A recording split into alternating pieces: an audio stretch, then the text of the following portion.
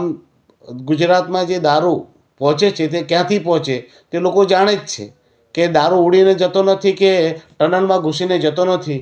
ક્યાંક ને ક્યાંક પોલીસની કામગીરી પણ ત્યાં શંકાના દાયરામાં જ રહે છે. આપના માધ્યમથી હું તમામ ફરવા આવતા અને 31ની ઉજવણી કરવા આવતા તમામ પ્રવાસીઓને પહેલાં તો હું મારા દમણ દીવ વતી તમારું સ્વાગત કરું છું.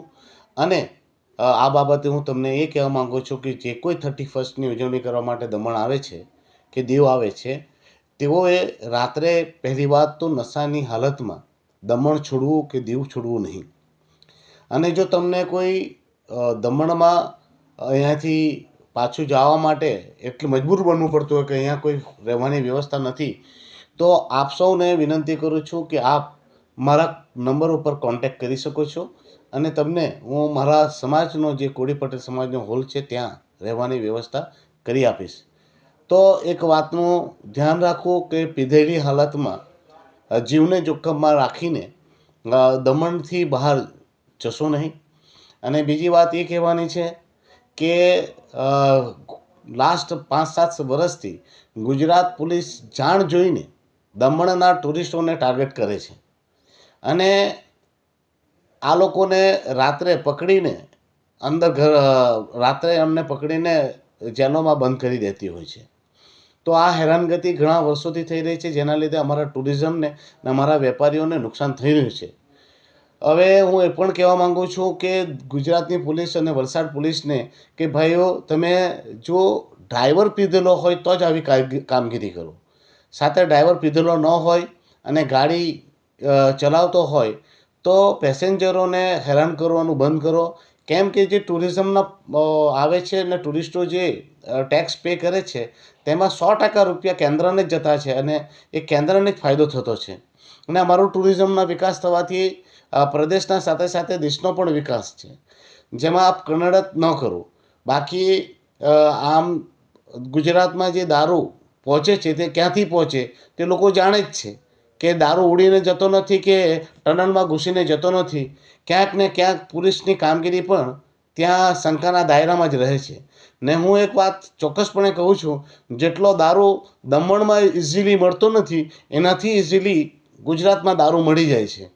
તો ગુજરાત પોલીસ એવું ના બતાવે કે તે રાજા હરિશ્ચંદ્રની ઔલાદ છે, પરંતુ એક માનવતાની દૃષ્ટિએ પણ રાખે. જો ડ્રાઈવરો પીધેલા ન હોય તો એમને પરેશાન ન કરવામાં આવે.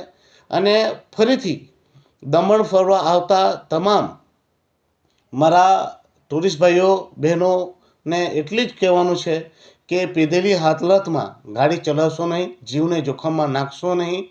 આનંદ કરો, મોજ કરો, મસ્તી કરો, પરંતુ જીવને જોખમમાં ના નાખો. જો તમને દમણમાં કોઈ પણ રહેવાનું સ્થાન ન મળે તો મારા નંબર ઉપર જરૂર કોન્ટેક્ટ કરો. અમારા સમાજનો હોલ તમારા માટે ખુલ્લો રહેશે, ત્યાં વ્યવસ્થા પણ રાખવામાં આવશે. તમે નિરાંતે ત્યાં સૂઈ જાઓ અને સવારે ઉઠીને ફ્રેશ થઈને તમે પાછા પોતાના ઘરે પહોંચી જાઓ. અથવા તો તમારો ડ્રાઈવર તમે એવો લાવો જે પ્રોફેશનલ હોય અને તે પીતો ન હોય અને તેને નહીં પાવો, કારણ કે તમારી સલામતી અને સુરક્ષા મુખ્ય છે. દમણ દીવ વર્ષોથી પ્રવાસી સ્થળ રહ્યું છે અને વધારે પડતું હું એટલું જરૂર કહીશ કે મારા ગુજરાતના ખરેખર ગુજરાતના સુરતના લોકો દ્વારા અમારા દમણનું ટુરિઝમને ચલાવવામાં આવતું રહ્યું છે.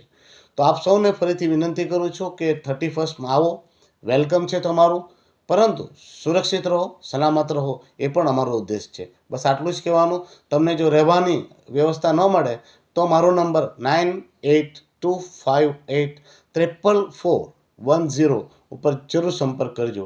હું તમારી રહેવાની વ્યવસ્થા મારા સમાજના હોલમાં જરૂર કરી આપીશ. હાય, હું છું ક્રુઝિન સિંઘાનિયા. આપની આસપાસના સત્ય સમાચાર જાણવા માટે જોતા રહો દીવ મિરર ન્યૂઝ. અને હા, લાઈક અને સબસ્ક્રાઇબ કરવાનું ભૂલતા નહીં. Thank you. નમસ્કાર મિત્રો, હું ફિરોઝ ઈરાની આજે તમને એક નવી વાત કરવા આવ્યો છું. દીવ મિરર ન્યૂઝ જોતા રહો, સબસ્ક્રાઇબ કરવાનું ભૂલતા નહીં અને શેર કરવાનું પણ ભૂલતા નહીં. સત્યની સાથે જોડાતા રહો. નમસ્તે મિત્રો, હું છું ચાંદની પરમાર. આપની મનપસંદ ચેનલ એટલે કે દીવ મિરર ન્યૂઝ ચેનલને લાઈક કરો, શેર કરો અને ફોલો કરો. અને હા, તેમાં દરરોજ તાજા સમાચાર જોવાનું ભૂલશો નહીં. દીવ મિરર ન્યૂઝ દરરોજ લાઈવ અપડેટ. ગુજરાત રાજ્ય, દેશ, દુનિયાના તમામ બ્રેકિંગ સમાચારો નિહાળો દીવ મિરર ન્યૂઝ ચેનલ પર.